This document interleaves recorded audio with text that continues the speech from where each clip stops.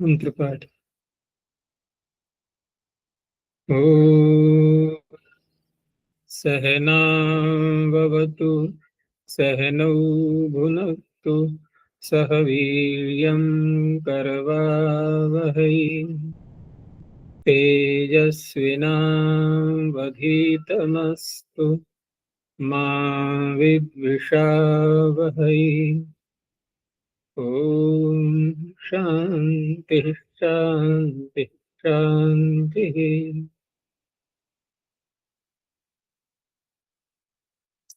काशिका की 99वीं कक्षा,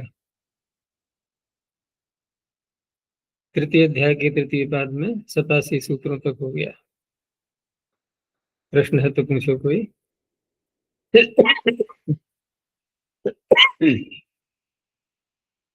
आचार्य पृष्ठ संख्या 58 हनश्च वधः। उसमें भावेन उपसर्गस्य इस भावे की अनुवृत्ति नहीं है, वो पूर्व भावे की है ऐसे कहा। तो वो स्पष्ट नहीं हो पाया क्योंकि भावे पूर्व क्या पूर्व भावे? हाँ, ये ऊपर भावे अनुपसर्ग से इसमें केवल भावे ग्रहण का अगर तरी चकार की संज्ञायाम इसकी निवृत्ति के लिए, तो ये भावे यहाँ पे नहीं है ऐसे। हाँ तो भावे तो चल ही रहा था ना पीछे से जी। अभी भावे समाप्त तो हुआ नहीं है, तो जो जो चल रहा है पीछे से उसी को तो आगे बढ़ाया जाएगा। एक इसमें देखा होगा कि रेलवे स्टेशन पर जब कोई ट्रेन लेट हो जाती है, ठीक है ना, और अब जो ट्रेनें समय से चल रही है, जब उनको और लेट वालियों को दोनों की तुलना करके देखो कि अगले स्टेशन पर जब वो पहुंचेगी तो अन्य दूसरी ट्रेन आ रही है, तो किसको रोका जाएगा पहले उसी लाइन पर लाने के लिए? जो पहले से लेट चल रही है, ठीक है ना, उसको तो रोक देंगे। और जो समय से चली आ रही है लगातार निरंतर, उनको आगे निकाल देंगे। वो और लेट और लेट और लेट चलती होती चली जाएगी। तो यहाँ पर भी जो अनुवृत्ति एक निर्बाध रूप से चली आ रही है पीछे से, उसी को तो आगे बढ़ाया जाएगा। ये बीच बीच वाली तो वहीं की वहीं रोक दी जाएंगी। इनका कोई ज्यादा महत्व तो नहीं होता है, क्योंकि वहां उनका ग्रहण किसी अन्य प्रयोजन के लिए दिया जाता है, ठीक है ना। जैसे यहाँ पर भावी अनुपसर्गस्य में जो भावे लिया गया था, तो उसका क्या प्रयोजन बताया था? अकर्ता ऋचकार के संज्ञायाम को हटाने के लिए, उसको हटाने के लिए कहा गया था, ठीक है ना। अब यहाँ पर यदि कोई ऐसा प्रयोग मिलता है कि भाव में भी हो और अकर्तृ चिकार के संज्ञा में भी हो अनिष्टवद सूत्र में, तो वहां उसको हम पीछे से जो आ रही है भावे उसको ले लेंगे, और अनुपसर्ग से क्योंकि नया नया आया था अभी, उसको यहाँ से ले लिया पिछले सूत्र से। तो इस तरह से है ये भावे अनुपसर्ग से। क्योंकि पिछले भावे का संबंध अकर्तृ चिकार के संज्ञायाम इसके साथ भी है। अब यदि उसका प्रयोग मिलता ही नहीं है कहीं पर, तब बात अलग है। जैसे इन्होंने दिया यहाँ पर भावे इत्येव, तो घातः ये बना दिया, लेकिन अंतिम पंक्ति में क्या है कि तेन घयपि भवति।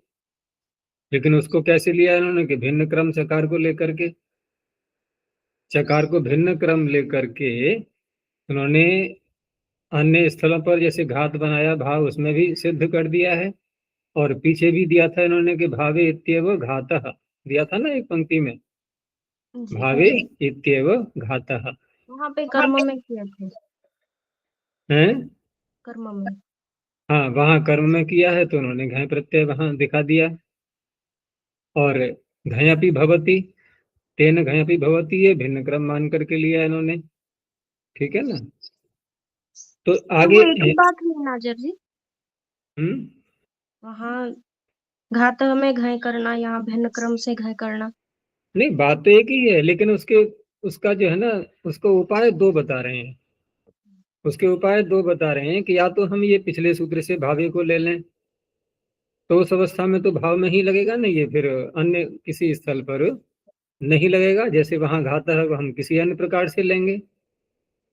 और यदि हम पिछले भावे को ला रहे हैं, ठीक है ना, इस भावे को न लेकर के पीछे से ला रहे हैं, तो फिर ये चकार को भिन्न क्रम में मान करके उससे इन्होंने सिद्ध किया। तो इस तरह से किया है। लेकिन यहाँ यहाँ भले ही हम इस भावे को ले लें, पीछे वाले को, भावे अनुसर्गस्य वाले को, लेकिन शैली वही है इनकी कि जो अनुवृत्ति निरंतर चली आ रही होती है पीछे से, उसी को आगे बढ़ाया जाता है। ये बीच बीच में जो शब्द आएंगे, क्योंकि भावे और भी आएगा आगे, तो उसको आगे नहीं बढ़ाना है, वो तो वहीं के लिए होता है। इस तरह से है।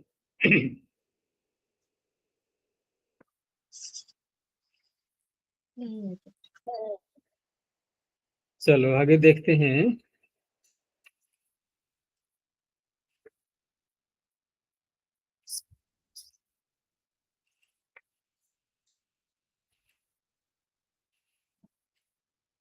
हम्म तो 87 सूत्रों तक हो गया था। और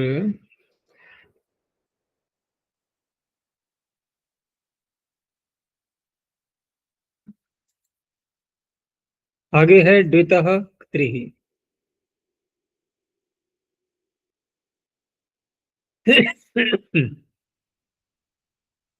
तो द्वितः में यहाँ पर जो धातुएं डू इत संज्ञा वाली हैं और एक ही सूत्र से करना होता है, आदर इंटू डबह, इसलिए टकार को अलग से नहीं लेना है। तो भावे अकर्तरी च कारके इति वर्तते, ठीक है ना। फिर याद दिला दी इन्होंने, ये सब पीछे से चले आ रहे हैं। अब यहाँ जो भावे शब्द है, किसको लेंगे हम? यदि हम भावे अनुपसर्ग से वाले को आगे बढ़ाएंगे तो फिर वही तो माना जाएगा। जैसे कोई कहे कि नहीं, भावे अनुपसर्ग से हनष्टवधः सूत्र में ये यही भावे है, तो यही भावे है, तो अब उसको गति तो दे दी गई है, अब वो आगे भी तो जाएगा फिर कि नहीं? नहीं, आगे हम पीछे वाले का लेंगे। तो इस तरह से मैंने बताया था कि वहां हम ये वाले को ही लेंगे। तो भावे अनुसर्ग से वाला भावे, उसकी आवश्यकता नहीं है। अब रही बात कि चलो पीछे से वो भी साथ में आ रहे हैं, अकर्तरी से कारके संज्ञायाम, लेकिन ये सब प्रयोगाधीन विषय होते हैं। अगर अभिधान वैसा मिलता है तो हम उस अर्थ में भी बनाएंगे शब्द, नहीं मिलता है तो केवल भाव में तो कोई आपत्ति है ही नहीं करने के लिए, वो तो होना ही है। तो इस तरह से यहाँ इन्होंने फिर स्मरण दिला दिया। क्योंकि अभी अन धातु का प्रकरण चला था काफी लंबे समय से, तो पुनः स्मरण दिलाने के लिए ये पंक्ति बोल दी। ऐसे ही आगे भी याद दिलाते रहेंगे बीच बीच में। तो डू इद यस्य तस्माद द्वितो धातु हो स्त्री प्रत्ययो भवति। और इस सूत्र के साथ में ये नियम है कि स्त्री प्रत्यय कर तो दिया इससे, और होता भी है। हम जितने भी तद्धित प्रत्यय करते हैं किसी धातु से, उसके बाद सीधे प्रातिपदिक संज्ञा कर लेते हैं, कृतद्धित तो समासाष्ट। लेकिन यहाँ यहाँ प्रातिपदिक बन जाने पर भी, प्रातिपदिक संज्ञा करते ही स्वादिपत्ति होने लगती है, लेकिन यहाँ प्रातिपदिक बन जाने पर भी उसका प्रयोग नहीं कर सकते। ये इसी सूत्र के साथ में है, ठीक है ना। अनिक्त्री प्रत्यय कर लिया हमने तो क्या बना शब्द? पक्त्री। लेकिन पक्त्री का अब रूप चलाने लगे हैं, तो त्रेर्मम नित्यम सूत्र से निर्वृत्त अर्थ में, क्योंकि तेन की अनुवृत्ति आ रही है वहां पर, तृतीया समर्थ प्रातिपदिक से निर्वृत्त अर्थ में, ठीक है ना, मम आगम करना है। तो उस अवस्था में फिर पक्त्री शब्द का ही तो तृतीयांत लाएंगे। तो कैसे बोलेंगे? पक्तृणा निर्वृत्तम, यही तो होना चाहिए। अब ऐसा यदि कहेंगे तो नित्यम ये निरर्थक हो गया सूत्र में, कि आपने नित्य तो किया नहीं, आपने तो रूप चला दिया पक्त्री का बिना मम लाए। तो अब विग्रह करने के लिए कैसे करेंगे? फिर कोई अन्य शब्द लाएंगे पर्यायवाची। तो पाके न निर्वृत्तम ऐसे बोलना होता है। फिर त्रि प्रत्यांत से कर रहे हैं, लेकिन एक त्रि प्रत्यांत का तृतीयांत नहीं बोल सकते। पाके न निर्वृत्तम पक्त्रिमम, तो ये नित्य ही करता है इसलिए। तो आगे बता भी दिया, क्रीडमम नित्यम इति वचनात् केवलो न प्रयुज्यते। तो डुपचश पाके पक्त्रिमम और डुबब उपत्रिमम, यहाँ भी कैसे करेंगे विग्रह? उपत्रिमम में निर्वृत्तम, तद्धित का कैसे करेंगे विग्रह? वापेन, ठीक है ना। और कृत्रिम का कैसे करेंगे? करणेन, ऐसे विग्रह करना होगा। करणेन निर्वृत्तम कृत्रिमम।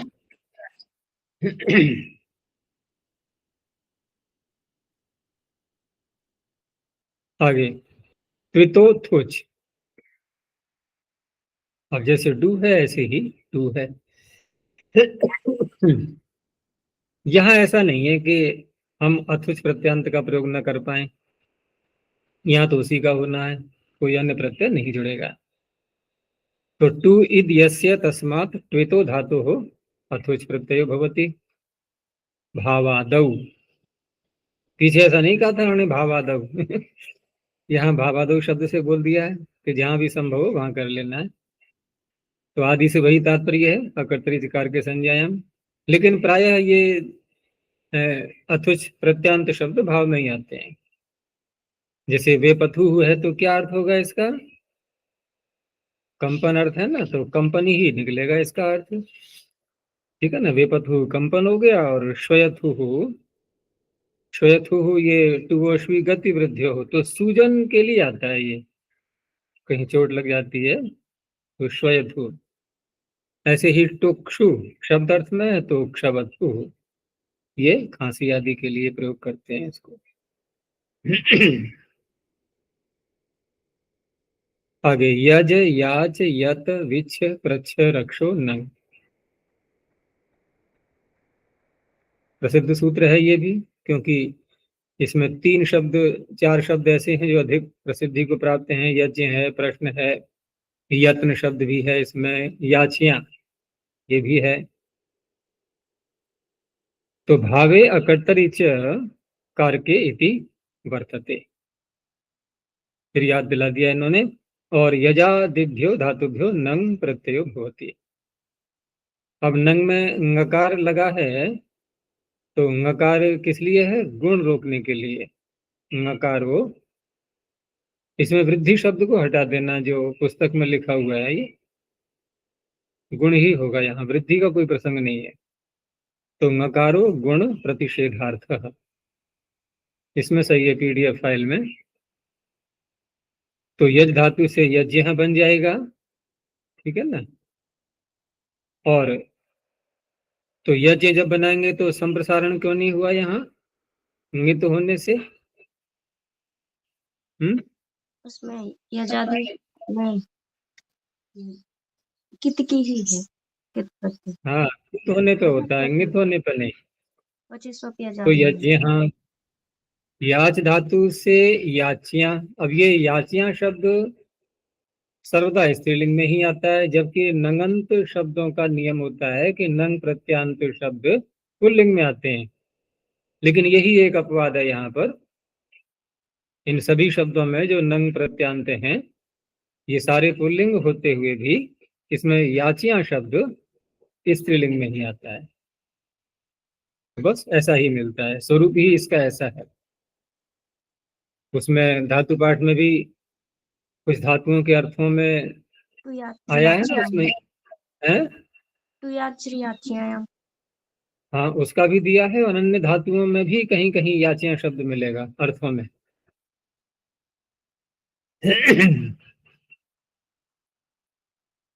तो ये हो गया, और यत धातु से यत्न बन गया, और विष धातु से, ये विष क्या है? ये विच्छ, तो विच्छ में छकार को शकार कर ही लेंगे।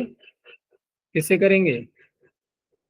स्वोह शूड अनुनासिक क्या। तो विष्णु, विष्णु क्या होता है? ये नक्षत्र है, ठीक है, नक्षत्र का वाचक है। और प्रच धातु से भी शकार करके प्रश्न, और रक्ष धातु से रक्षण अर्थात रक्षा करना।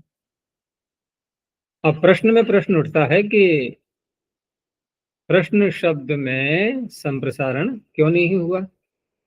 होना चाहिए ना, क्योंकि यहाँ थोड़ी कहा गया है कित परिरत्य होता है। ग्रही ज्या वही व्यधि वष्टि, विचति, वृष्टति, पृच्छति। आ गया ना। तो ये तो ङित प्रत्यय परे रहते भी करता है ना, तो यहाँ संप्रसारण होना चाहिए, लेकिन पाणिनि ने क्या प्रयोग किया है स्वयं अपने सूत्र में? प्रश्ने चासन काले। उनको प्रयोग करना चाहिए था प्रश्ने चासन काले। तो स्वयं बता रहे हैं कि होता ही नहीं, ठीक है ना। तो इसीलिए कहा कि प्रच्छे है असंप्रसारणम ज्ञापका, कोई सूत्र नहीं है इसको रोकने वाला। तो इसलिए अगर कोई प्रश्न कर बैठे और ये याद न रहे ना, ये ज्ञापक वाली बात, तो किधर देखना होता है फिर? आकाश की ओर। प्रश्न प्रश्न ही बना रहेगा फिर। और कह भी सकते हो कि देखो आपने प्रश्न किया है, अब यदि मैं प्रश्न का उत्तर दे भी दूं आपके, तो ये प्रश्न प्रश्न नहीं रहेगा फिर। इसलिए प्रश्न को प्रश्न ही रहने दो, राज को राज ही रहने दो।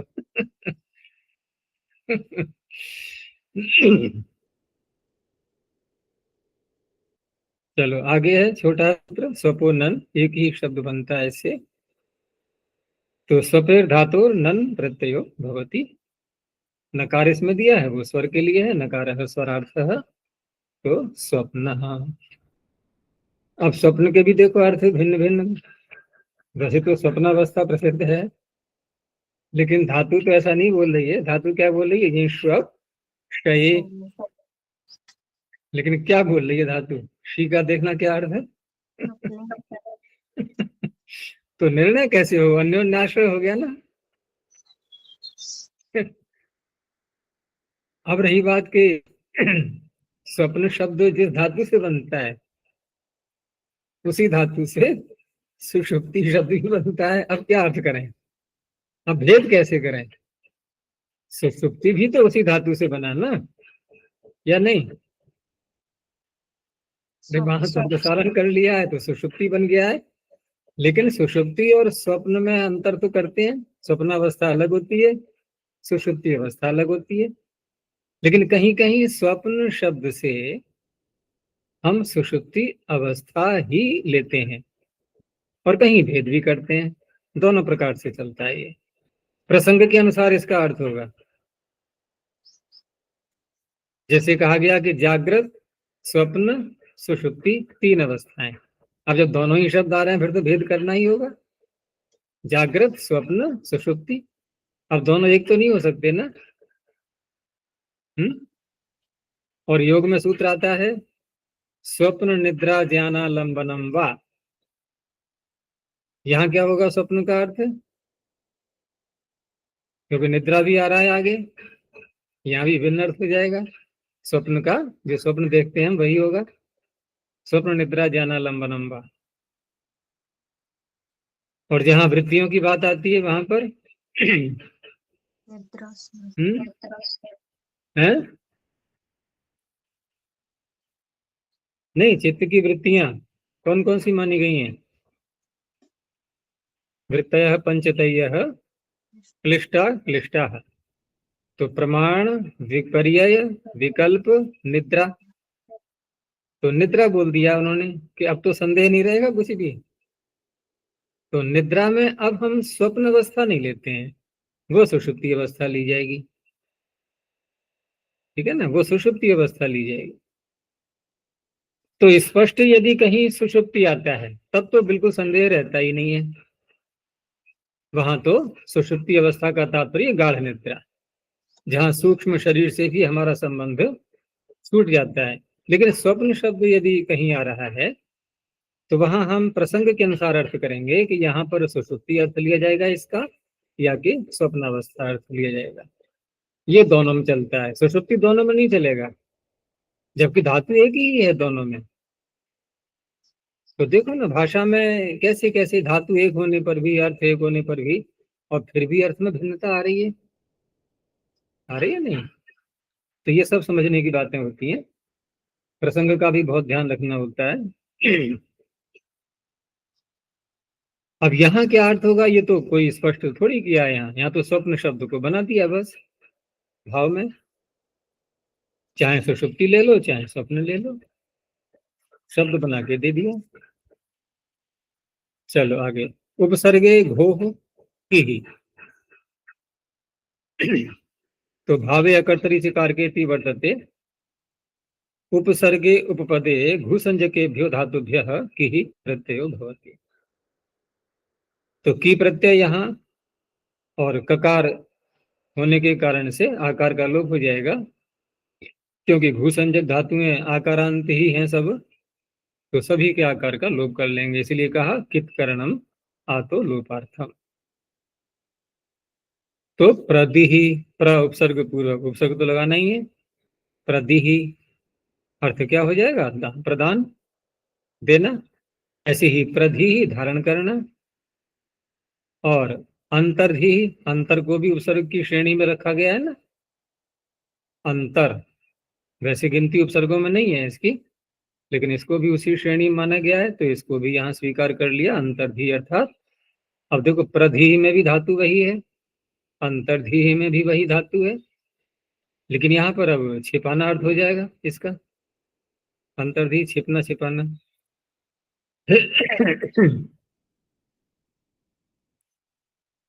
आगे है कर्मण्यधिकरणे च। अब इस सूत्र में कुछ संदेह हो सकता है कि ये कर्मणि में भी सप्तमी है, अधिकरणे में भी सप्तमी है, और सप्तमी जहां होती है हमारा तुरंत ध्यान जाता है कि ये उपपद होना चाहिए। तो कर्म उपपद रहते हुए अर्थ किया जाए या कि अधिकरण उपपद रहते हुए अर्थ किया जाए? तो कर्म उपपद ज्यादा प्रसिद्ध हो चुका है, क्योंकि कर्मण्यन सूत्र से ही वहां हमने प्रारंभ किया था, ठीक है ना। तो कर्म को तो ले लेंगे हम उपपद के रूप में।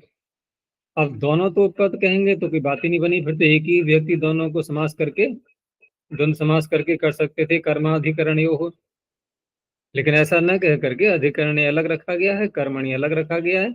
तो अधिकरण का अर्थ होगा अब इसका जो अभिधेय बनेगा, यानी जिस अर्थ में प्रत्यय करना है, यानी प्रत्यार्थ को कहने के लिए। नहीं तो ये सारे कृत प्रत्यय कहाँ होते हैं, किस अर्थ को कहने के लिए, कर्ता को कहने के लिए।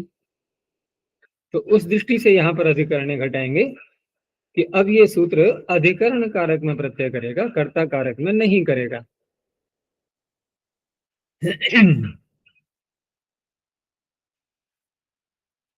तो कर्मण्य पदे घुसंज्ञकेभ्यो धातुभ्यः किहि प्रत्ययो भवति अधिकरणे कारके। तो जलम धीयते अस्मिन्, जिसमें जल रखा जाता है, जलधि अर्थात समुद्र, और शरधि, शर बाण, बाण जिसमें रखे जाते हैं वो शरधि। क्या बोलते हैं उसको, जिसमें बाण रखे जाते हैं उसको क्या बोलते हैं? उर्दू का शब्द है प्रसिद्ध उसके लिए, याद है किसी को? तरकश। तरकश नहीं सुना है? तरकश, धनुष और तरकश। तो उसमें बाण रख लेते हैं, ऐसे पीछे की तरफ लगा होता है ना, पीठ की तरफ बांध लेते हैं। तो वही है ये शरधि। अब यहाँ प्रश्न ये उठा कि ठीक है, कर्मणि कर्म उपपद रहते, ये तो हम स्वीकार कर लिया, क्योंकि नहीं कहेंगे तो कर्म नहीं आ पाएगा, लेकिन अधिकरण में जो आपने प्रत्यय किया है, तो ये तो हम जब अनुवृत्ति ला रहे हैं पीछे से अकर्तरी चकार के संज्ञायाम, तो क्या उसमें अधिकरण नहीं आ जाएगा? आ तो जाएगा अधिकरण, लेकिन अन्य भी तो फिर कारक ले सकते हैं हम वहां। तो इसीलिए कहा कि अधिकरण ग्रहणम अर्थांतर निरासार्थम, नहीं तो फिर कहने की आवश्यकता ही नहीं थी अगर सारे अर्थ लेने होते तो अन्य किसी अर्थ में कारक में नहीं होगा। चकार दिया है सूत्र में, तो चकार प्रत्ययानुकर्षणार्थ। अब ये तो कोई बात जमती नहीं है, ये तो कोई उत्तर नहीं है दे दिया है, प्रत्यय तो यूं ही आ जाएगा, अनुवृत्ति का अधिकार लाइसेंस मिल जाता है, तो क्या समस्या है उसमें लाने में कि चकार से खींचना पड़ेगा? तो इतने उसके जो है वो कहते हैं ना, दिमाग दिखाना, नखरे करना। तो की प्रत्यय कोई नखरे थोड़ी कर रहा है कि चौसे खींच के लाओ, ऐसे नहीं जाएगा। बहुत से लोग कहते हैं भैया आप बुलाओगे तब आएंगे, ऐसे नहीं आएंगे हम, निमंत्रण भेजो लिखित रूप में, वो भी आजकल लोग व्हाट्सएप से भेज देते हैं ना कि नहीं बाकायदा डाक से भेजो पहले।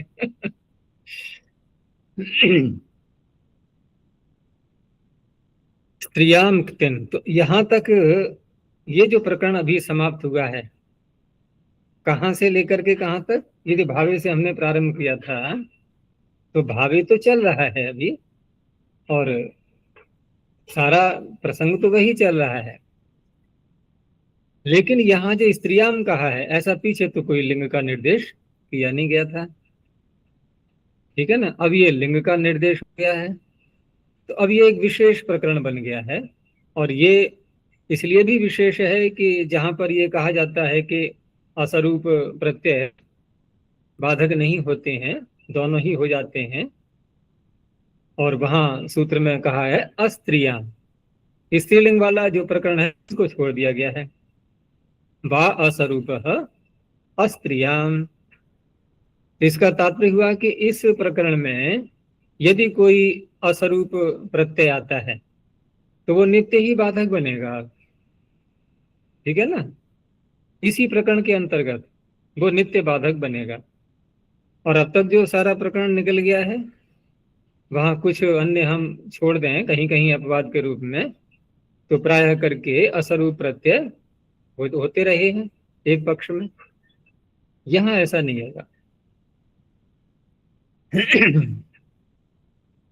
तो अनुवृत्तियां याद दिला दी कि भावे अकर्तरी च कारके वर्तते, तो स्त्रीलिंगे भावादौ धातु हो प्रत्ययो भवति, ये सामान्य सूत्र हो गया। अब सामान्य सूत्र होने से धातुएं आ गई सभी, लेकिन सभी आने पर भी फिर भी बात वही है कि प्रयोगाधीन होता है। यदि प्रयोग मिलता है ऐसा, तब यहाँ एक दिन प्रत्यय करेंगे, ऐसे हम बलात् किसी भी धातु से प्रत्यय नहीं करेंगे।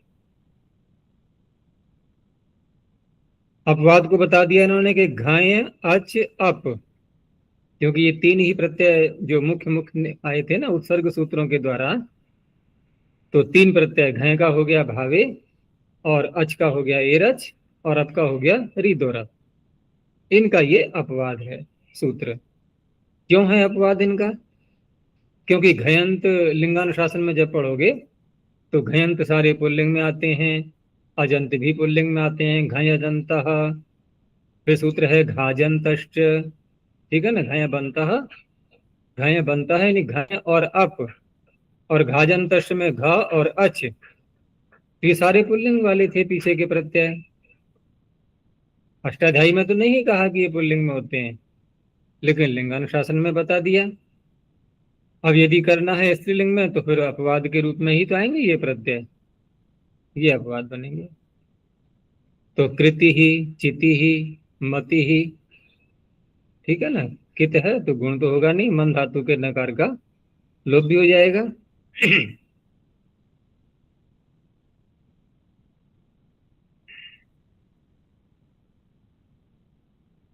अब यहां जैसे इन्होंने कहा कि घय अच अप, इनका अपवाद है ये, लेकिन इनमें भी देखें यदि हम घय अच अप में, तो यहां भी तो उत्सर्ग अपवाद का है प्रसंग। जैसे घय मुख्य प्रत्यय हो गया, प्रत्येक धातु से विधान किया गया है, अच और अप तो प्रत्येक धातु से किया नहीं गया था, तो मुख्य तो घय हुआ ना। तो जो प्रत्यय अवश्य प्राप्त होता है, अर्थात किसी भी धातु से, धातु का नाम जब नहीं लिया जाता है तो उसकी अवश्य प्राप्ति मानी जाती है, अन्य प्रत्यय उसका अपवाद बनता है फिर। तो घय की अवश्य प्राप्ति है, अवश्य प्राप्ति को एक शब्द और बोलते हैं ना प्राप्ति न्याय, ना प्राप्ति न्याय, न अप्राप्ति न्याय। न अप्राप्ति का अर्थ क्या हुआ? दो बार न लग गया ना, अवश्य प्राप्ति। तो ना प्राप्ति न्याय का तात्पर्य होता है अवश्य प्राप्ति न्याय। तो ना प्राप्ति न्याय से एक तीन प्रत्यय घय का अपवाद हुआ या कि अच का और अप का? घय का अपवाद बनाइए। फिर अच अप क्यों लिखा हुआ है? वो परे आ रहे हैं, अच और अप घय के अपवाद बने ना, और घय का अपवाद ये भी है एक दिन, घय के अपवाद अच और अप हुए, और अच और अप हुए और साथ में एक दिन प्रत्यय भी हुआ, अब दो अपवाद हो गए घय के, ठीक है ना, एक तो अच और अप के रूप में और एक तिन के रूप में। तो दो अपवाद हो गए तो इनमें झगड़ा होगा। अच और अप कहेंगे हम होंगे, ये कहेगा नहीं मैं हूंगा। तो अब यहाँ झगड़ा कैसे निपटेगा? तो इनमें फिर परापर देखा जाएगा। तो एक तिन प्रत्यय परे आ रहा ना, ये तुल्य बल तो है ही, कोई समस्या नहीं है। तो इस तरह से यहाँ पर अच और अप का जो अपवाद लिखा है ना कि घय अज अप तीनों का नाम लिया है जो, तो तीनों के नाम में हम दो वाक्य बनाएंगे अब कि घय का तो अपवाद था ही ये, लेकिन घय का अपवाद अच और अप भी थे। तो अच और अप जब प्राप्त होंगे तो उनकी दृष्टि में फिर ये आ जाएगा ये परे होने से। इस तरह से ये अच का आपका अपवाद बनेगा पर होने के कारण से।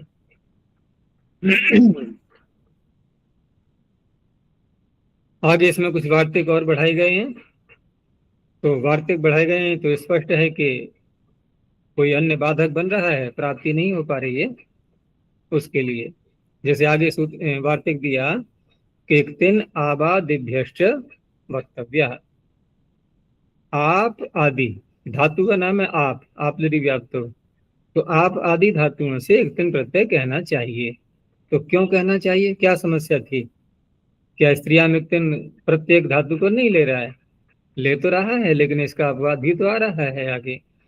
कौन सा कौन सा अपवाद यहाँ लग रहा था? आप धातु से कौन सा होना चाहिए स्त्रीलिंग में?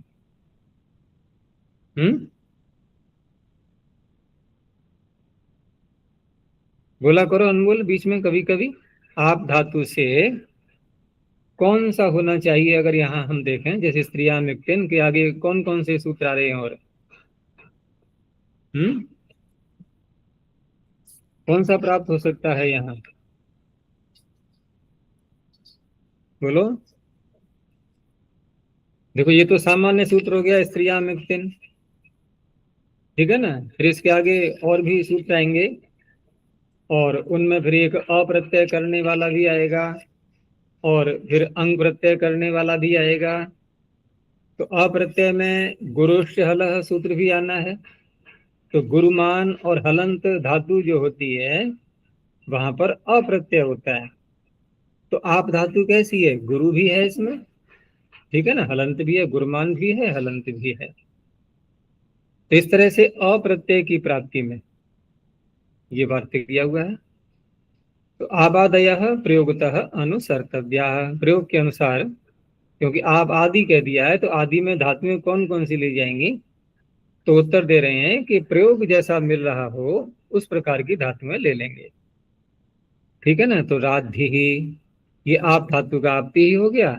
ऐसे ही राध धातु है, ये भी गुरमान है और हलंत है, यहाँ भी अप्रत्यय की प्राप्ति थी तो राधि ही। ऐसे ही दीप धातु से दीप्ति ही और स्रंस धातु से सरस्ती ही, नकार का लोप हो जाएगा। और ध्वंस धातु से ध्वस्ती ही। और ये आस्ति ही क्या है? ये आस उपवेशन है, ये इसका है आस्ति ही। और लभ धातु से लब्धि ही। लब्धि में यहाँ पर तकार को धकार भी कर लेंगे। अब बात आई कि लब धातु को क्यों दिया इन्होंने, ये तो गुरुमान नहीं है। देखो आप राध दीप स्रंस ध्वंस और आस, यहां तक तो ठीक है, ये सब गुरुमान भी हैं हलंत भी हैं। तो अप्रत्यय की प्राप्ति में प्रत्यय का विधान हो गया। लेकिन लब धातु तो गुरुमान नहीं है, हलंत तो है, तो यहाँ तो तिन प्रत्यय हो ही जाना था। यहाँ कौन सा बाधक बन रहा है इसका? लेकिन यहाँ देखते हैं तो लब धातु में, धातु पाठ में जो मिलेगी तो वहां क्या पढ़ा हुआ है? क्यों वैष्णवी, क्या पढ़ा हुआ है धातु पाठ में? लब धातु का पूरा स्वरूप क्या है वहां?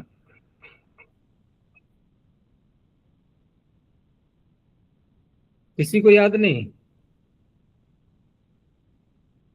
माइक खोल के बोलो अनमोल, बोलना है तो। दुर्लभश प्राप्त। तो दुलहश में शकार लगा हुआ है ना, शित है ये। और शित का देखो सूत्र इसी स्त्री प्रत्यय के प्रकरण में आ रहा है। कौन सा? शिद भिदा दिभ्योम। आ रहा है कि शित धातुओं से और भेदादि धातुओं से स्त्रीलिंग में अंग प्रत्यय होता है। तो अंग की प्राप्ति हो रही थी यहाँ पर, तो क्या बनता फिर लभ का? लभा। कभी सुना है लभा? लभा तो बनता ही नहीं है। तो इसलिए वार्तिककार ने यहाँ पर कह दिया है कि ऐसे यदि कोई प्रयोग मिलते हैं तो आब आदि, आदि कह करके सभी समेट ली इन्होंने, कोई संख्या नहीं करी है निश्चित कि कितनी धातुओं से होगा। तो जहां कहीं भी कोई ऐसा प्रत्यय प्राप्त हो रहा हो अपवाद के रूप में, और वो न करके एक तन प्रत्यय करना है, तो इस तरह से करेंगे। तो लब्धि तो बहुत प्रयोग मिलता है, उपलब्धि उपलब्धि उपलब्धि बहुत प्रसिद्ध शब्द है। ऐसे ही आगे दूसरा वार्तिक दिया है, श्रु यजि स्तुभ्य करणे। ये 3 धातुएं इसमें ली हैं इन्होंने, करण में कहा है इसको कि ये जो शब्द बनेंगे एक तिन प्रत्यांत, यद्यपि स्त्रियां में एक तिन से हो ही जाता, लेकिन उससे तो फिर अन्य कारकों में भी हो सकता था। तो एक सीमा बांधने के लिए कि करण कारक में ही यहाँ करना है। तो श्रूयते अनया इति श्रुति ही, तो श्रोत्र भी श्रुति हो गए, इनसे हम सुनते हैं शब्दों को, और वेदों को भी श्रुति कहा जाता है। सम श्रुते न गमिमहि मा श्रुते न, वो तो श्रुत शब्द है, ये श्रुति है। तो श्रुत और श्रुति, तो श्रुति वेदों को भी कहते हैं, क्योंकि उससे हम ज्ञान सुनते हैं। श्रूयते अनया इति श्रुति ही। ऐसे ही इष्टि ही, इज्यते अनया इति इष्टि ही, और स्तूयते अनया इति स्तुति ही। आगे है ग्ला म्ला ज्या हाभ्यो निहि। अब ये नी प्रत्यय एक भिन्न प्रकार का है ये, और ग्लानी शब्द का या म्लानी शब्द का अथवा हानि शब्द का प्रयोग तो बहुत किया है हम लोगों ने, करते ही हैं। लेकिन अगर कोई पूछ बैठे कि ये नी क्या है, क्योंकि एक दिन प्रत्यय करेंगे तो तकार को नकार तो हो नहीं पाएगा, कोई सूत्र ही नहीं है। और फिर भी ये शब्द कितने प्रयोग में आते हैं, तो प्रत्यय ही भिन्न है और ये अधिक प्रसिद्धि को प्राप्त शब्द हैं। तो इसलिए पाणिनि ने क्या किया है कि इन्होंने यहाँ, ये तो खैर वार्तिककार का अपना यह विधान है ये, लेकिन पाणिनि ने भी इसका विधान कर रखा है। उणादि कोश में सूत्र आता है इसका। उणादि कोश में एक और भी सूत्र है जो नी प्रत्यय करता है, उसमें कुछ और भी शब्द दिए हुए हैं इनके अतिरिक्त, कि वही श्री श्रु यु द्रु ग्ला हा त्वरिभ्यो नित। ये चौथे पाद में 52वां सूत्र है ये उणादि कोश का, और वहां ग्ला हा ये 2 धातुएं आई हुई हैं वहां, तो ग्लानी हानि वहां भी दिया हुआ है। वार्तिककार ने यहाँ नी प्रत्यय यही दिखा दिया है, क्योंकि स्त्रीलिंग का प्रयोग होता है। तो ग्लानी ही, म्लानी ही, ज्यानि ही, हानि ही, ये बनते हैं। एक वार्तिक और आगे दिया कि रीकार ल्वादिभ्य, इसको दीर्घ रीकार कर लेना पुस्तक में, ह्रस्व रीकार लिखा हुआ है वार्तिक में जो रीकार। तो रीकार ल्वादिभ्य एक्तिन निष्ठावत भवति इति वक्तव्यम, अर्थात इन धातुओं से, रीकारांतों से और लु आदि धातुओं से एक्तिन प्रत्यय तो होगा। एक्तिन प्रत्यय तो हम कर लेंगे इस सूत्र से, लेकिन साथ में कहा कि ये जो एक्तिन है निष्ठा के समान इसको करना मानना है। अब निष्ठा के समान मानने से लाभ क्या होगा कि निष्ठा प्रत्यय हम रदाभ्याम निष्ठा तो न पूर्व से चतः सूत्र से वहां दकार को नकार, तकार को नकार, ये कर लेते हैं धातुओं में। रेफ और शकार से जो है जब आते हैं उसको रेफ और दकार से उत्तर, तो वो कार्य यहाँ भी हो जाएगा, तिन के तकार को भी नकार हो जाएगा। जैसे क्री धातु से किया गया, तो वैसे तो बनना चाहिए था कीर्ति। क्री से अगर तिन प्रत्यय करेंगे तो क्या बनेगा? कीर्ति। और कीर्ति शब्द मिलता भी है, वो बात अलग रही, लेकिन यहाँ तिन को जब निष्ठा के समान कर दिया गया, तो रीत धातु लगाने के बाद जब रेफ आ गया तो रदाभ्याम निष्ठा तो न सूत्र अब लगा सकते हैं, रेफ से उत्तर, तकार को नकार हो गया, नकार को नकार हो जाएगा, तो कीर्णी ही। ऐसे ही आगे ग्री धातु से गीर्णी ही, और ज्री धातु से जीर्णी ही, श्री धातु से शीर्णि, और लुआदियों में लू और पू दो धातुओं को धारण किया है, लूनी ऊनी। अब यहाँ निष्ठा के तकार को नकार कैसे करेंगे, जो कि हम तिन के तकार को नकार कर पाए, क्योंकि लू और पू धातु है ना, तो यहाँ तो रेफ और दकार है नहीं, तो इसका सूत्र अलग से है ना। वहां पर कृताभ्याम निष्ठा तो न के प्रकरण में ही सूत्र है ल्वादिभ्य। तो लू आदि धातुओं से उत्तर भी निष्ठा के तकार को नकार होता है, तो तिन प्रत्यय के तकार को भी नकार हो गया, तो लूनी ही ऊनी ही ये बन जाएंगे।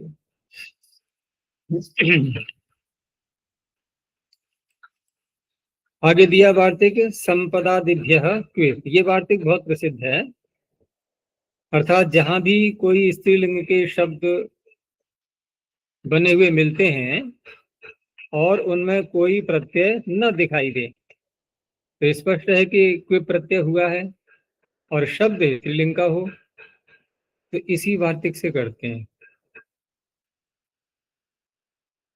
ठीक है ना। संसद भवन बोलते हैं ना, संसद भवन देखा है, संसद, तो संसद क्या है, ये कोई प्रत्यय दिख ही नहीं रहा है इसमें। ऐसे ही उपनिषद को ले लो, उपनिषद में कोई प्रत्यय दिख रहा है, और कौन से लिंग में प्रयोग होता है, संसद का या उपनिषद का, स्त्रीलिंग में, इयम उपनिषद। ठीक है ना, इयम बोल देंगे स्त्रीलिंग में। तो ये संपदादिभ्य क्विप, यही वार्तिक है। तो संपद आदि, आदि कह करके बहुत सारे शब्द ले लिए इन्होंने, तो संपत, विपत, प्रतिपत, इस प्रकार के सभी शब्द इसी में आ जाए।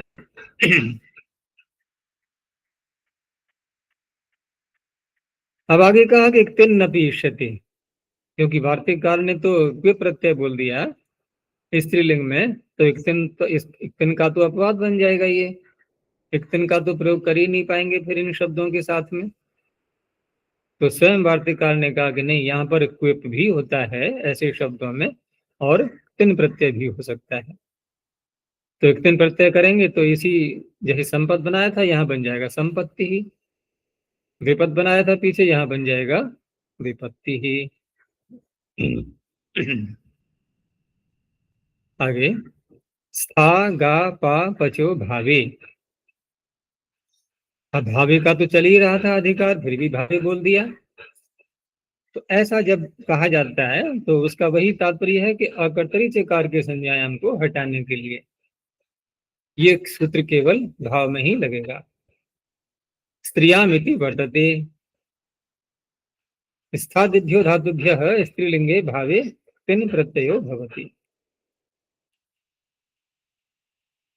अब यहाँ पर तिन प्रत्यय जो कहा जा रहा है, तो ये तो स्त्रियामिक्तिन सूत्र से ही हो सकता था, लेकिन फिर भी जो कहा जा रहा है तो किसी और प्रत्यय की प्राप्ति में तिन प्रत्यय का विधान है। जैसे यहाँ पर देखें तो स्था धातु कैसी है, आकारांत, और उपसर्ग इन्होंने साथ में प्रयोग किया है यहाँ पर। तो आकारांत धातु के पूर्व जब उपसर्ग लगा देते हैं तो सूत्र आगे आएगा आतश्चोपसर्गे, इसी प्रकरण में। तो वहां आतश्चोपसर्गे से अंग प्रत्यय की प्राप्ति होती है। शीद भिदा दिभ्यों चिंति पूजी कथिकुंभी चर्चश्च, और उसके आगे क्या है, आतश्चोपसर्गे, तो उसका अपवाद है ये। तो प्रस्थिति ही, उद्गीति ही, गा और पा ये भी आकारांत हैं। संगीति ही, पा का बन गया प्रपीति ही, संपीति ही। अब रही बात पच धातु की, तो पच का ग्रहण यहाँ क्यों किया है, तो जो पीछे लब धातु में मैंने उत्तर दिया था वही उत्तर यहाँ भी आएगा, क्योंकि पच धातु भी शित है ना, डुपचश पाके, तो शित होने से शिद विदादिभ्यों से अंग की प्राप्ति थी, इसलिए तिन प्रत्यय हो गया तो पक्ति ही।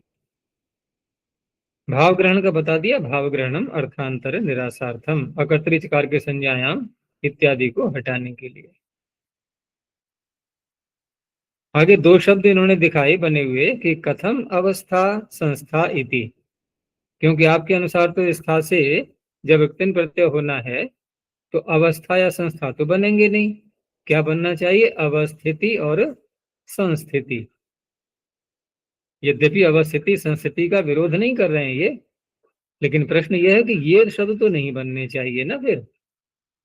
तो कहा ये पाणिनि के ही कथनानुसार बन जाएंगे। उन्होंने स्वयं बोला है व्यवस्थायाम असंज्ञायाम। कहाँ है ये? कहाँ का वाक्य है? व्यवस्थायाम असंज्ञायाम, पूर्व बराबर पहले ही पाद में है ना।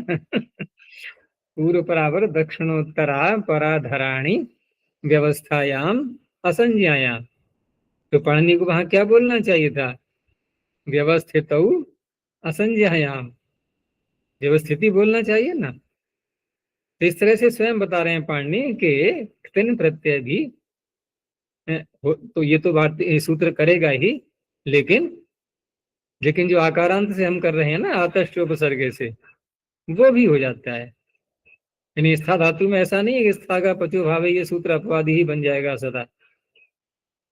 अकार अंग प्रत्यय का भी प्रयोग मिलता है। तो व्यवस्थायाम असंज्ञायाम इति ज्ञापकात् न अत्यंताय बाधा भवति। अत्यंत बाधा नहीं है, तो इसका तात्पर्य क्या हुआ? थोड़ी थोड़ी बाधा है। अब थोड़ी बाधा का क्या अर्थ हुआ कि एक तिन प्रत्यय भी हो जाएगा, अंग प्रत्यय भी हो जाएगा, और कुछ शब्दों में पूरी पूरी बाधा हो जाएगी। ये तात्पर्य है। अब कुछ शब्दों में जैसे यदि हम यहां देखें तो पहला उदाहरण क्या था इनका? प्रस्थिति ही। तो प्रस्थिति में जैसे यहां अवस्था और संस्था बना लिया, तो प्रस्थिति का क्या बनेगा? हम लोग कोई बोल नहीं रहे हो आज, माइक खोल के रखो ना। प्रस्थिति का क्या बनेगा अगर हम अंग प्रत्यय करें तो? यहां भी तो होना चाहिए ना। जैसे अवस्था बना लिया और अवस्थिति भी प्रयोग मिलता है, संस्था बन गया तो संस्थिति प्रयोग भी मिलता है। तो प्रस्थिति का क्या बनेगा? प्रस्था। कहीं मिलता है प्रयोग? नहीं मिलता। उद्गीति का क्या बनेगा? उद्गा। ये भी नहीं लगेगा ऐसा मिलता हो कहीं पर। संगीति का क्या बनेगा? संगा। इसलिए अत्यंत बाधा नहीं है, कहीं बाधा है, कहीं नहीं भी नहीं है। तो स्था धातु में तो मिल जाता है कुछ उपसर्गों के साथ में। आगे मंत्रे विशेष पच मन विद भू वीरा उदात्त। तो भावे स्त्रियामिति वर्तते, ये पीछे से ले ही रहे हैं। और मंत्रे विषय वृषादिभ्यो धातुभ्यः तिन प्रत्यय भवति उदात्तः। अब यहाँ भी एक तिन प्रत्यय है, तो स्पष्ट है कि किसी और अपवाद के कारण से एक तिन प्रत्यय का विधान किया गया है। इसमें सूत्र में भी जो धातुएं दी हैं विशेष पचमन विद भू वीरा, ये प्रथमांत शब्द है, लेकिन ये पंचमी के अर्थ में माना जाएगा। अर्थात इन धातुओं से पंचमी ही अर्थ होगा, वृषादिभ्यः। इसीलिए आगे वाक्य दिया है वृत्तिकार ने कि प्रकृति प्रत्ययोर विभक्ति विपरिणामे न संबंध। यहाँ पर विभक्ति विपरिणाम करते हुए विभक्ति बदल करके प्रकृति का प्रत्यय के साथ संबंध जुड़ेगा, तो प्रथमा को पंचमी में बदल देंगे। तो कहा किया ही क्यों ऐसा? आप पंचमी का भी तो प्रयोग कर सकते थे। सीधा सूत्र बन जाता विशेष पच मन विद भूवि राभ्य, बस। तो कहा कि वैचित्र्यार्थम, विचित्रता है ये, बीच बीच में दिखाना भी होता है कि ऐसे भी प्रयोग होते हैं। तो वृष धातु से वृष्टि ही, इष धातु से इष्टि ही, पच धातु से पक्ति ही। अब देखो पच पीछे भी आया था, स्था गा पा पचो भावे में, है ना। वहां भी तो पक्ति ही शब्द बनाया है भाव में, और यहाँ भी पक्ति ही बना रहे हैं, लेकिन ये है उदात्त। मुख्य कार्य है यहाँ पर उदात्त करना। क्योंकि प्रत्यय तो इक्तिन हो ही जाना था, लेकिन उदात्त तो नहीं होता वो। इक्तिन तो नकार नकार लगा हुआ है, तो नित्यादिर नित्यम से पूरा शब्द आद्युदात्त होता। यहाँ प्रत्यय को ही उदात्त कर दिया है सीधा, इसीलिए सूत्र बनाया गया है ये। तो मन धातु से मति ही, विद से वित्ति ही, भू से भूति ही, और वी से वीति ही, और रा धातु से रादाने से राति ही। आगे बता भी दिया इन्होंने कि सर्वत्र सर्व धातुभ्य सामान्येन विहित एव इक्तिम। सभी धातुओं से यहाँ पर इक्तिन प्रत्यय तो प्राप्त हो ही जाएगा, लेकिन उदात्तार्थम वचनम, ये सूत्र अलग से बनाया गया है केवल उदात्त करने के लिए। और इश धातु जो पढ़ी है इस सूत्र में, दूसरी वृष इश, तो इश धातु का सूत्र एक और भी आएगा आगे। कौन सा आएगा? इच्छा। सूत्र ही इतना ही है, इच्छा। तो इच्छा सूत्र के द्वारा इश धातु से निपातन के रूप में इच्छा शब्द बनाया गया है। तो उस धातु को भी इस सूत्र में लिया गया है, जिससे कि हम तीन प्रत्यांत भी इसको बना सकें। तो इष्टि और इच्छा दोनों शब्द साधु हैं। तो इशेस्तु इच्छा इति निपातनम वक्ष्यति, ततः तिन्नपि विधीयते, उससे एक तिन का विधान भी हो गया। तो मंत्र में सूत्र से उदात्त किया गया है यहाँ पर एक तिन प्रत्यय को। यदि अन्यत्र कहीं पर ये शब्द आएंगे तो वहां पर मंत्राद अन्यत्र आदि उदात्त, वहां उदात्त ही रहेगा नित्यादि नित्यम से।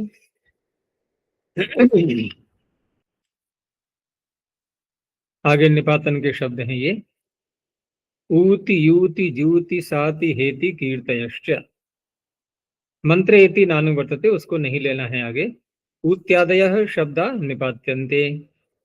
अब निपातन में भी कार्य कौन कौन से हैं जो किसी अन्य सूत्र से प्राप्त नहीं होंगे, वहां इस सूत्र से हो जाएंगे। उदात्त है इति वर्तते, ये पीछे से अनुवृत्ति आ रही है उदात्त की। तो अवते है, अब धातु का दिया कि ज्वर त्वर श्रिव्यवमी श्रिव्यवी मवाम उपधा याष्ट्या। इस सूत्र से यहाँ पर ऊठ भी कर लेंगे, ठीक है ना, अब धातु से, क्योंकि किन प्रत्यय कित है, कित होने से ऊठ भी हो जाएगा। तो ऊति ही अब का अ और वह दोनों के स्थान में ही हो जाता है, ऊ पूरे के स्थान में, तो केवल आदेश ही आदेश रह गया, बस ऊ होकर के ऊति ही। और स्वरार्थम वचनम, क्योंकि उदात्त की अनुवृत्ति पीछे से आ रही है, तो यहाँ पर भी स्वर करने के लिए, उदात्त करने के लिए सूत्र में निपातन दिया गया है। ऐसे ही दो शब्द आगे हैं, युति और जूति। तो यौतेर जवतेश्च युति ही जूति ही। अब यहाँ धातुएं तो ह्रस्व उकारांत हैं, यु और जू दोनों ही, यु मिश्रणे अमिश्रणे च, और जू धातु सौत्र है, तो निपातन से यहाँ पर दीर्घ किया जाएगा, दीर्घत्वम ज निपात्यते। आगे शब्द है साति ही। तो साति में यहाँ पर शो अंत कर्मणि, ठीक है ना, शो अंत कर्मणि धातु से स्यते इत्वा भावोपि निपात्यते, यहाँ पर इकार की भी प्राप्ति होती है।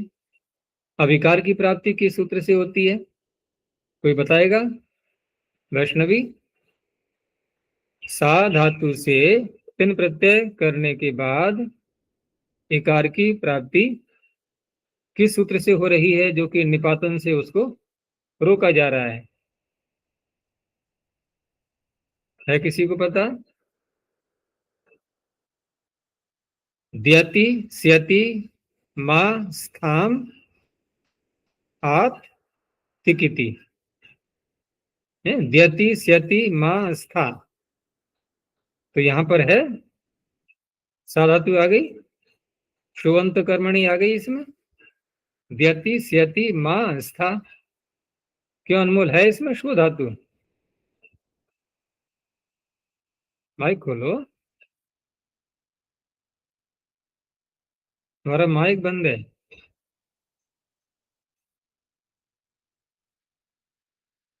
माइक नहीं खुल रहा है। क्या बाधा आ रही है? तो द्यति स्यति है, स्यति में क्या है? ये स्यति उसी का तो रूप है। ये दिवादी गण की धातु है ना, शो धातु का रूप चलाएंगे तो वर्तमान काल में लट लकार में बनेगा स्यति। ओतः शनि से लोप हो जाता है ओकार का, तो द्यति स्यति मास्थामित्य की ती से यहाँ पर इकार आदेश प्राप्त होता है, तो उसको निपातन से रोक दिया गया है साथ ही। ऐसे ही सन धातु का, क्योंकि ये तो बनाया शोअंत कर्मणि से, लेकिन शणु दाने से भी बना सकते हैं साथी शब्द, ठीक है ना। सन धातु से बनाएंगे तो जन सन खनाम सै झलो से आकार हो जाएगा और उससे भी साथी बन जाएगा, तो वो तो हो ही जाता है स्त्रियाम व्यक्तिम से, लेकिन स्वरार्थम निपातनम, यहाँ पर उदात्त भी करना है उसको, इसलिए निपातन में पढ़ दिया गया है। आगे शब्द है हेती, तो हंतेर हेनोतेर वा, ये भी दो धातुओं से बना सकते हैं। अब दोनों में अंतर क्या आ जाएगा कि हन धातु से यदि बनाएंगे तो नकार को यहाँ पर इकार करना होगा, हन के नकार को इकार, तो ह ई गुण होकर के हेती बन जाएगा। और यदि हिन धातु से बनाएंगे ही धातु से, तो ही धातु में यहाँ पर गुण करना पड़ेगा निपातन से, ठीक है ना, क्योंकि गुण तो नहीं हो पाएगा ना कितने के कित होने से, तो इस तरह से निपातन से गुण करके हेती हन धातु से ही धातु से ही बन जाएगा। अंतिम शब्द है कीर्ति, और एक पीछे भी आया था, उसमें वार्तिक में दिया था ना कीर्णी, जहाँ की एक तन को निष्ठा के समान माना गया था, और यहाँ कीर्ति शब्द भी है, तो ये कीर्ति निपातन से बनता है, क्योंकि प्रयोग तो इसका भी होता है कीर्ति का। तो यहाँ कृत सन शब्द ने धातु से और उपधायाश्च जो सूत्र है उससे इकार कर लेंगे, रपर हो जाएगा, और हलीच से हलीच उपधायाम से दीर्घ हो जाएगा, तो वहां पर बन जाएगा कीर्ति। इस तरह से ये शब्द निपातन से बनाए हुए हैं सब। आगे प्रत्यय बदल गया है अब, और आगे का सूत्र है व्रज यजोर भावे क्या है। व्रज यज ये दो धातुएं हैं, इनसे क्या प्रत्यय का विधान है, और यहाँ पर फिर भावे पढ़ दिया है इन्होंने, ठीक है ना। भावे का तो अधिकार चल ही रहा था और फिर भी भावे पढ़ दिया है, तो तात्पर्य वही रहेगा कि केवल मात्र भाव में ही करना है, अकर्तृ चिकार के संज्ञायाम आदि उन अर्थों में किसी में नहीं किया जाएगा। तो व्रज यजोर धातु हो स्त्रीलिंगे भावे क्या प्रत्ययो भवति उदात्त, उदात्त भी रखना है इसको, और तिनोपवाद, एक तिन का ये अपवाद है। तो इस तरह से व्रज धातु से बनेगा व्रज्या अर्थात गमन, संन्यास को कहते हैं ना प्रव्रज्या, तो यही शब्द है ये व्रज्या। ऐसी ही यज धातु से क्या करेंगे तो संप्रसारण तो हो ही जाएगा, और संप्रसारण करके बनेगा इज्या, इज्या अर्थात हवन। और प्रत्यय में पकार लगाया है क्यप, तो पकार किस लिए है?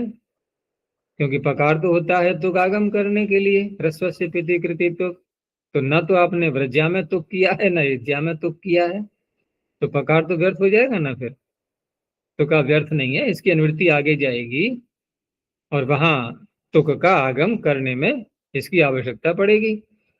तो पित्त करणम उत्तरत्र तुगर्थम, उत्तर के सूत्रों में तुक करने के लिए पहले से ही पकार लगा दिया है, क्योंकि यहां तो संभव नहीं है ना, व्रज्या विद्या में तुक आगम हो ही नहीं पाएगा।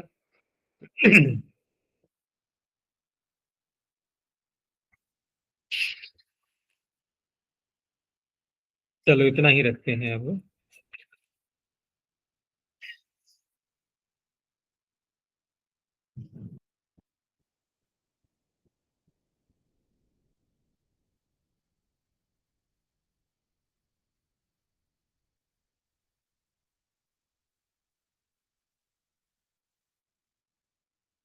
प्रणव ध्वनि।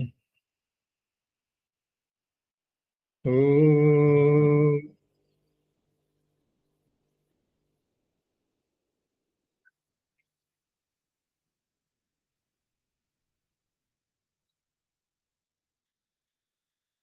ओ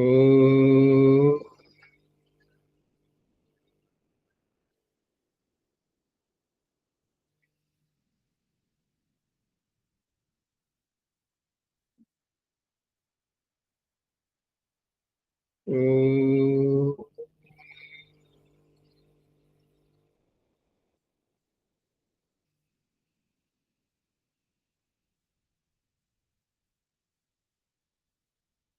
शांति शांति शांति।